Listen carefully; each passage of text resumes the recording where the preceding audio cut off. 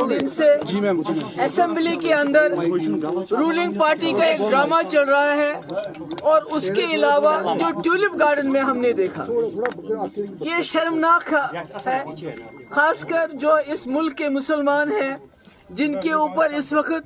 BJP का पूरे ताबड़तोड़ हमले हो रहे हैं।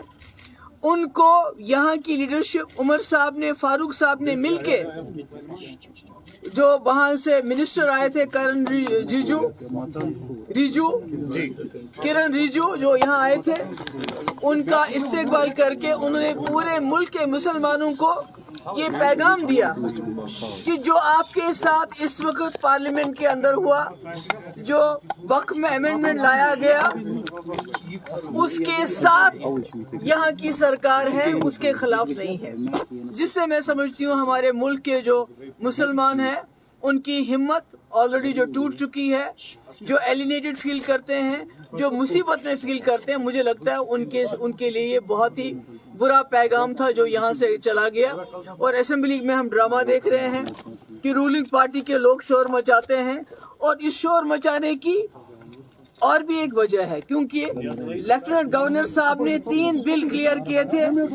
एक तो जो डेली वेजेस को रेगुलराइजेशन का, जो बेचारे सालों साल से बिना तनख्वाह के बहुत थोड़ी रकम पे काम कर रहे हैं, वो बिल क्लियर था। जो जमीन, गरीब लोगों को जमीन देने के लिए जो वहीद परा साहब ने और एक बिल लाया था, उसको एलजी ने क्लियर किया था। और तीसरा बिल शराब के ऊपर बैन लगाने का बिल, वो भी क्लियर कर लिया था। तो इन तीनों तमाम बिल से बचने के लिए, डेली वेजेस को रेगुलराइज करना, गरीबों को जमीन देना और शराब पे पाबंदी, इन बिल्स के साथ अटेंशन डाइवर्ट करने के लिए असेंबली में हंगामा किया गया। और ये हंगामा इसलिए भी किया गया ताकि जिस तरह से इस्तेमाल किया गया किरण रिजिजू का यहाँ पर, जिसने